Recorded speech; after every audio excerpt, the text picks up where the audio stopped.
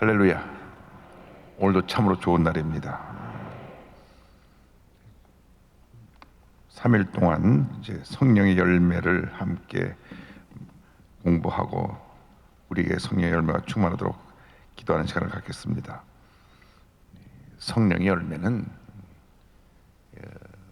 예수님의 성품입니다. 예수님의 성품. 신앙생활의 가장 큰 문제가 어디 있냐면 나 자신에게 있습니다. 누구를 얘기할 것이 없이 모든 문제의 원인이 내 자신입니다. 누구 때문에가 아닙니다. 누구 때문에 영향을 받는 것도 내 자신이고, 속상해하고 상처받고 미워하고 분노하는 것도 내 자신이고, 은혜 받고 기뻐서 충성하는 것도 내 자신이고, 시험에 들어서 저 뒤로 혼자서 구석에 앉아서 구경만 하고 있는 것도 내 자신입니다. 그리고 문제는 예수 믿고 나서 내 자신이 주님 앞에서 바로 서는 것이고 주님의 모습을 닮아가는 것입니다. 그래서 우리가 예수 믿고 성령 충만 받고 난 다음 우리의 속사람이 강건해지고 열매를 많이 맺어야 됩니다. 사랑과 희락과 화평과 오래 참음과 자비와 양선과 충성과 온유와 절대, 이 9가지 열매는 기본적으로 맺혀져야 될 열매입니다.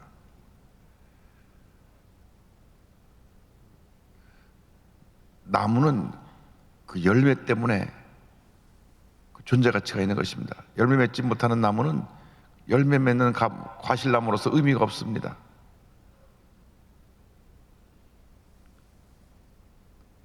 상도동에 제가 살 때 집마당에 큰 포도나무가 있는데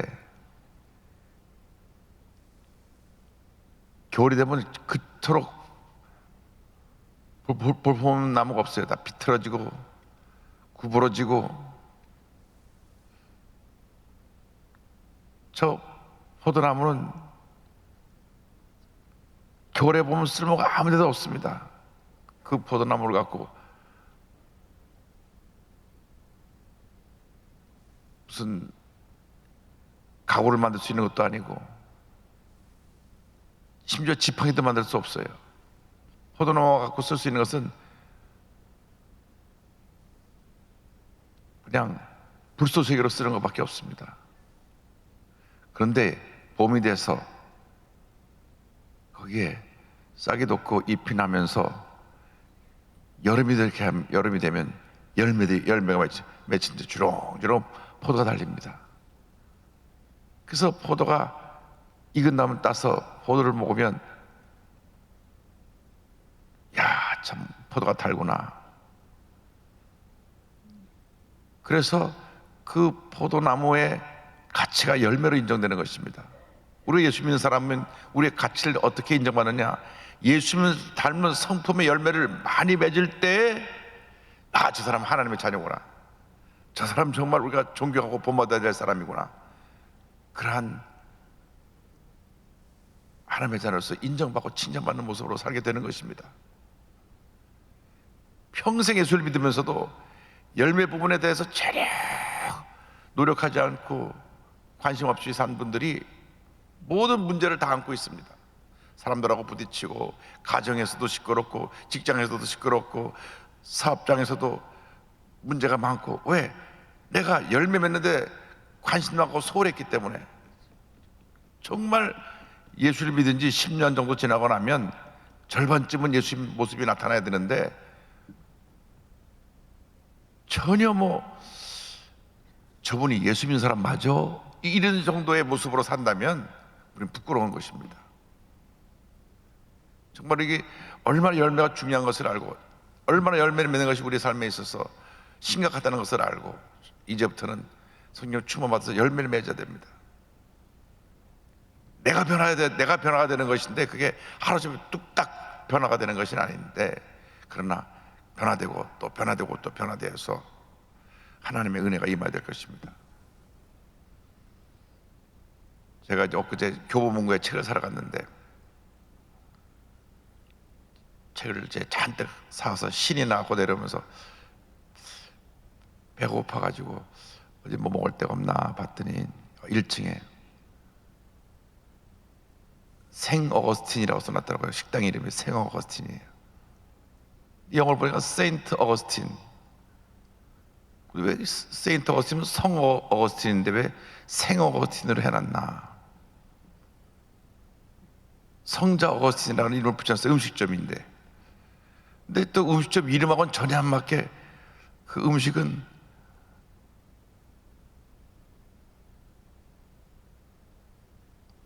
베트남 음식이에요.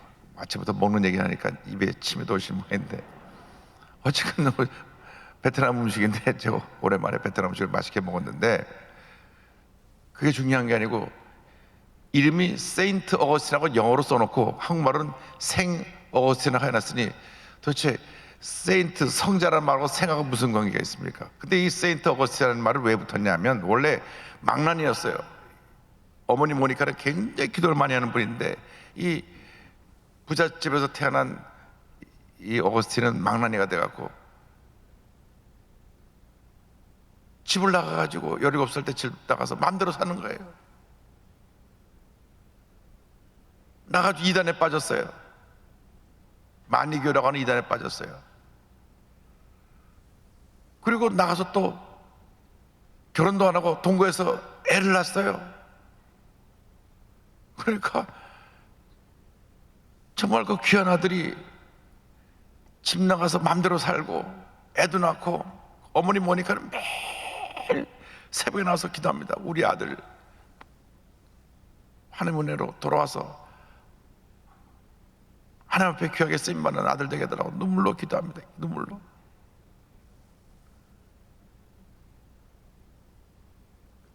담임 목사님 암브로스 목사님에게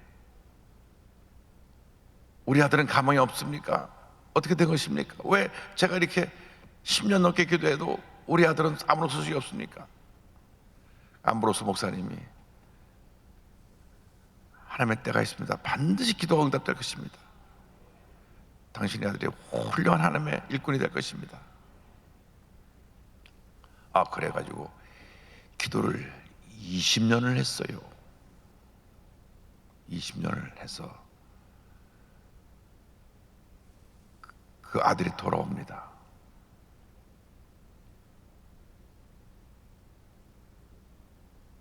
밖에 나가서 낳은 아들을 데리고 들어왔어요. 그래서 부활절에 세례받고 그 삶에 하나님의 성령 은혜가 임해서 전환점이 다가오고, 그래서 처음 그가 집 나가서 20년 동안 살았던 삶은 마음대로 막 방탕한 삶을 살았지만 그 다음에 그가 주의종이 되고 나서 북아프리카의 히포라는 곳에 가서 평생 거기서 살면서 신의 도성이라고 하는 책도 쓰고 중세의 기독교 신학의 모든 기초를 다 놓고 하나님이 우리를 예정하셔서 태어나기 전부터 만세를 예정해서 우리가 하나님의 자녀가 되었다는 예정론도 그가 기록을 하고, 그 어거스틴의 신앙을 그대로 물려받아 가지고 종교개혁을 해서 세워진 교단이 장로교단입니다. 장로교단. 한 1000년 정도 후에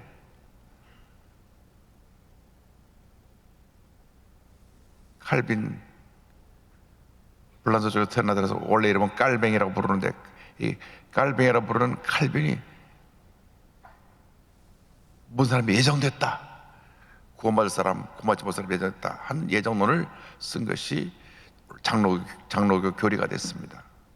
그런데 그 모든 신학적 기초를 어거스틴이 이미 다 해놨어요. 근데 제가 왜 이 말씀 길게 드리냐면 그런 정말 망난이었는데 마지막에 얼마나 그가 사람들에게 존경받고 정말 저분은 예수님 같은 분이야. 그래서 돌아가시고 난 다음에 앞에다 성자 세인트 어거스틴이라고 이름을 붙였어요. 그러니까 이전에 내가 어떻게 살았던 것보다 예수 믿고 나서 성령 받고 나서 어떻게 달라졌느냐, 이거 중요한 것입니다. 내가 모두에도 기회가 있습니다. 이렇게 망나니처럼 살다가 이렇게 위대한 성자가 된 것 돼서 지금까지도 제가 그분 얘기를 하는 걸 보면,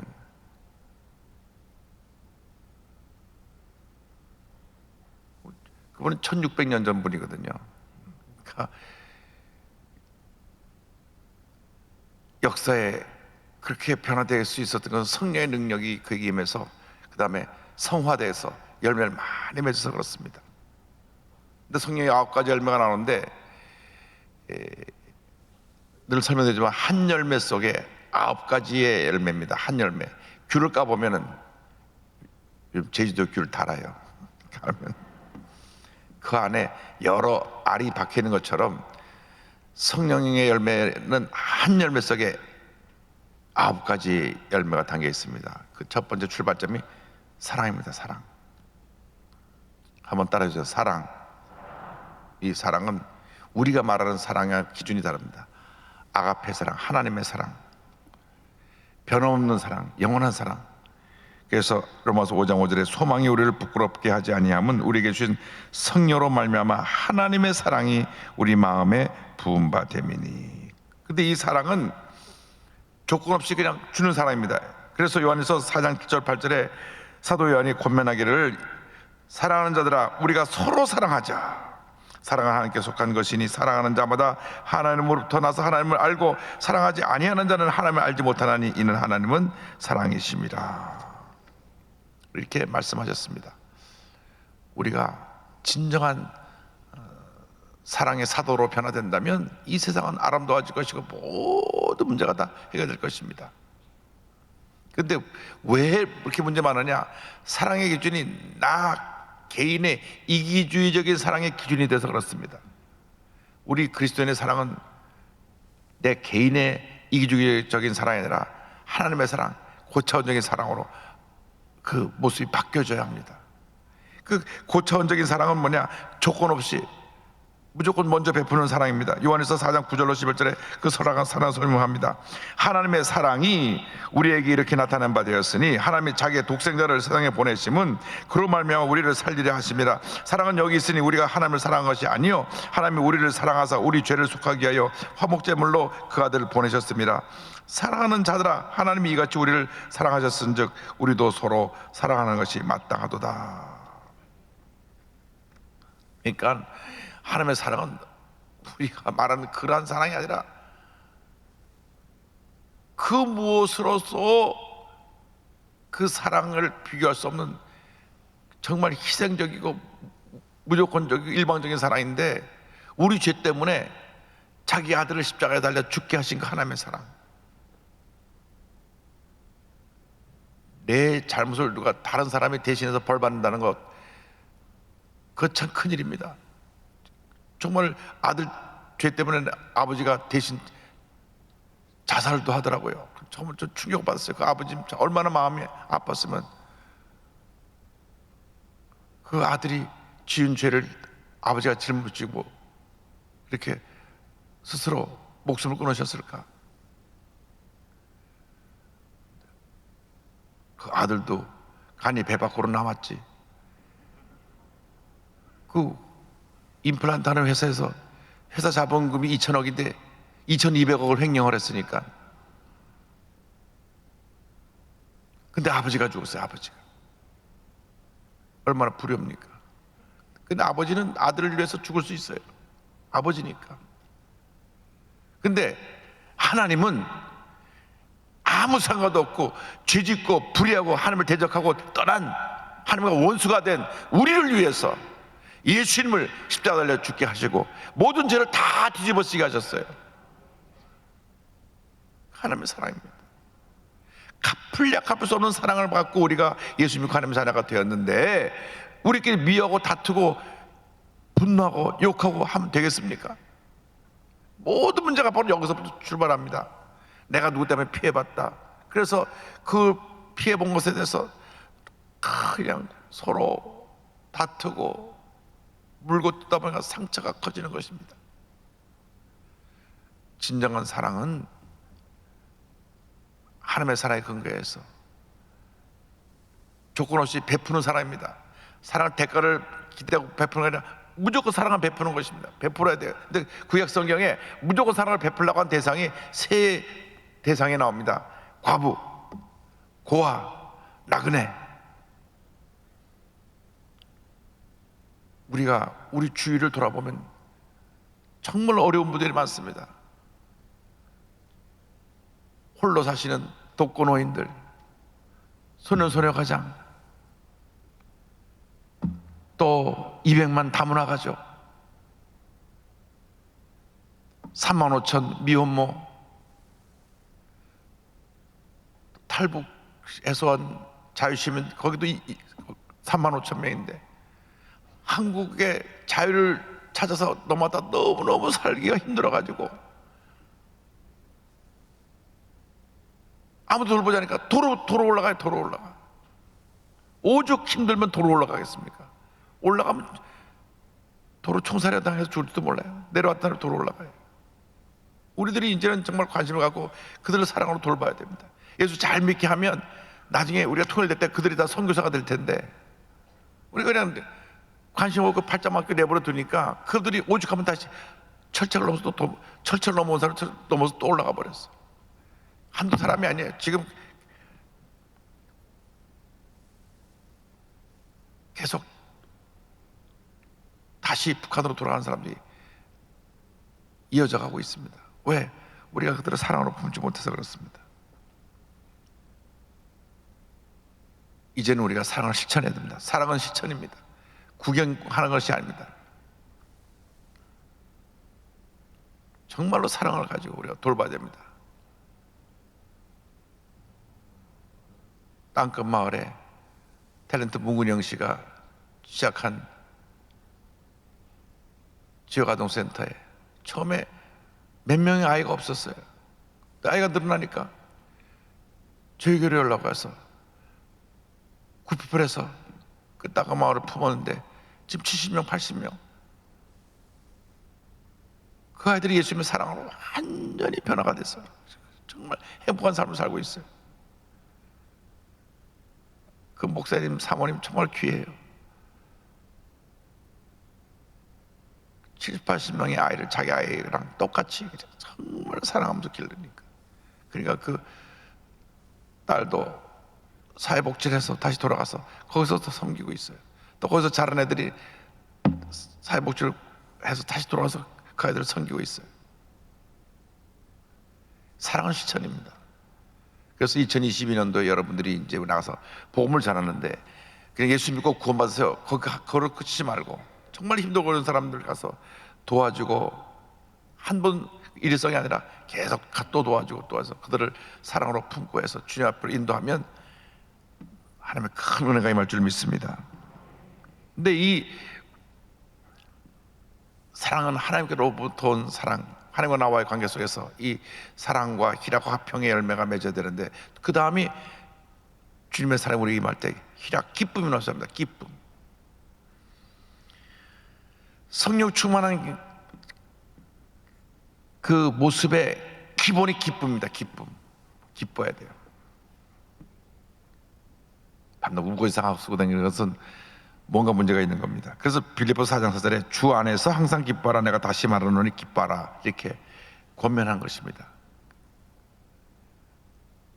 사도 바울은 지금 감옥 안에 있는데 감옥 밖에 있는 빌립보 교인들에게 주님 안에서 항상 기뻐하십시오. 내가 다시 강조해서 말하는데 기뻐하십시오. 그래서 여러분 자신을 볼 때 내 마음에 넘쳐나는 기쁨이 없으면 그건 내가 지금 성령 충만하지 못한 것이고 문제가 있는 거예요. 그래서 시편 37편 4절에 또 야훼를 기뻐하라, 그가 내 마음의 소원을 내게 이루어 주시리로다. 우리의 소원을 언제 이루어 주시냐? 주님 안에서 기뻐할 때. 야훼를 기뻐하라, 영어성에 delight in the Lord, 주님 안에서 기뻐하라. 주 안에서 기뻐하면 주님이 주시는 기쁨으로 인해서 우리 마음의 소원이 이루어질 것이다. 다윗이 범죄했을 때 제일 그 마음속에 다가왔던 고통이 구원의 기쁨이 사라진 것입니다. 그래서 시편 51편 12절에 주의 구원의 즐거움을 내게 회복시켜 주시고 자원하는 심령을 쏴 나를 붙드소서, 내게 기쁨을 회복시켜 주옵소서. 그래서 우리가 죄짓고 불의하고 방탕했을 때 회개하고 주 앞에 나와 기쁨을 회복해야 됩니다. 주님을 섬기는 사람들의 기본적인 자세는 기쁨입니다. 기쁨.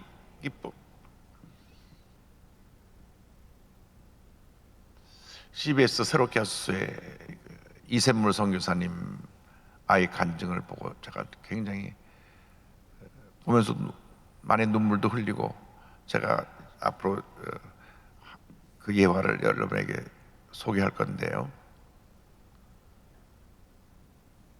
중앙아시아에 참 힘든 선교사 입자가 사역을 하는데 정말 그 딸 한별이가 너무나 예뻐요.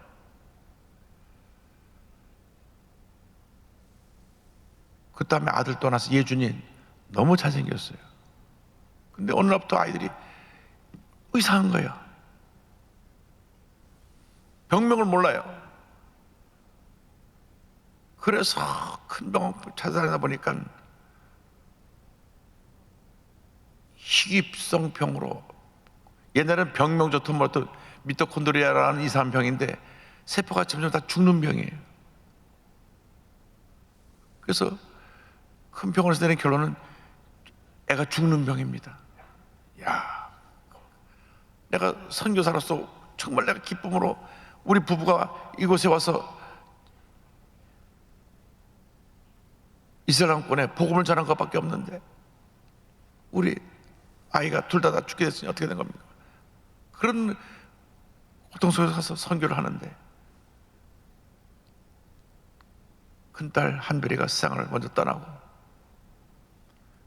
예준이가 지금 누워 있는데 15년째 아이를 지금 돌보고 있어요. 하나님께서 생명을 계속 연장시켜 주시는데, 근데 그 아이를 보면서 그 엄마가 이길 수 있는 힘은 뭐냐면 아이가 늘 웃어요. 웃어. 정말 그 고통이 얼마나 심하겠어요. 꼼짝 못하고 누워가지고 이렇게 누워서 먹여주는 거 먹고 말도 못하고 대화는 어떻게 하니까 눈썹이 이렇게 올랐다 내려가는, 눈을 깜빡, 그러고 대화를 안 돼요. 근데 아이가 웃어요. 아이가 웃어요.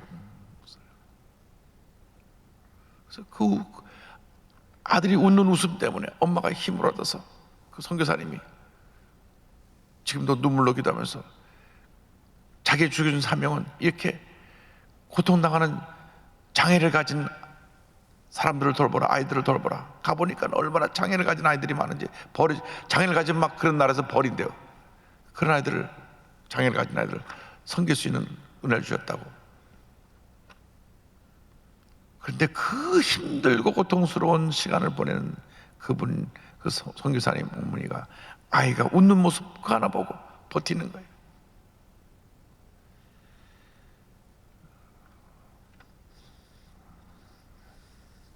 약간 그 분의 간증을 들으면서 정말 얼마나 많이 제가 울었는지, 정말 참 그 어머니가 그 하나님의 은혜로 견디는 힘을 보면, 그런데 그 어려운 힘 중에서도 감사할 걸 찾으니까 우리 아이가 미소 짓는 거 그 하나 때문에 나는 감사하고. 여러분, 절대 감사, 그런 감사입니다. 고통 중에서도 드리는 감사. 그런 기쁨이 넘쳐날 때 내 마음 깊은 곳에 평화가 입니다. 화평. 그래서 세 번째 말가 화평입니다. 평화. 기쁨이 외적으로 표현되는 것은, 화평은 내 마음속에 임하는 것입니다. 요한복음 14장 27절입니다. 평안을 너에게 끼치노니 곧 나의 평안을 너에게 주노라. 내가 너에게 주는 것은 세상이 주는 것과 같지 아니하니라. 너희는 마음에 근심하지도 말고 두려워하지도 말라. 어떤 상황 속에도 마음에 평안한 것. 그래서 이 평안함이 우리에게 있을 때 모든 두려움을 물리치고 승리할 수가 있습니다. 두려워 떨며 숨어있던 제자들에게 나타나서 예수님이 하신 말씀도 이 평안에 그들에게 있으라고 한 것입니다. 요한복음 20장 19절입니다. 이날 곧 안식 후 첫날 저녁 때 제자들이 유대인들을 두려워하여 모인 곳에 문들을 닫았더니 예수께서 오사 가운데 서서 이르시되 너에게 평강이 있을지어다. 우리 한국말 성경은 다 번역을 다르게 했어요. 샬롬인데 영어로 피스인데 평화, 평안, 평강, 화평, 다 샬롬입니다. 다 피스입니다. 근데 우리나라가 성경 언어들을 익숙하다 보니까 평강, 평안, 화평, 평화 쓰는데 이 요한복음에는 평강이라는 말을 썼고 그 평안이라는 말도 사용했고 빌립보서 4장 6절 7절 보면 거기도 평강이 떠납니다. 이 평강이 바로 피스, 샬롬입니다. 아무것도 염려하지 말고 다만 모든 일에 기도와 간구로 너희 것을 감사함으로 아뢰라. 7절 다 같이요. 그리하면 모든 지각에 뛰어난 하나님의 평강이 그리스도 예수 안에서 너희 마음과 생각을 지키시리라. 아멘. 여러분, 마음의 평안함이 임하면 응답 다 받은 것입니다. 어떠한 문제가 다가와도, 어려움이 다가와도 우리 넉넉히 이길 수가 있습니다. 마음의 평안함이 임해서 올 한 해 주님 안에서 주신 모든 축복을 누리며 위대한 승리자로 살아가는 여러분 되시기를 주님의 이름으로 축원합니다. 가슴에 손 얹고 아픈 자리에 손 얹고 기도합니다.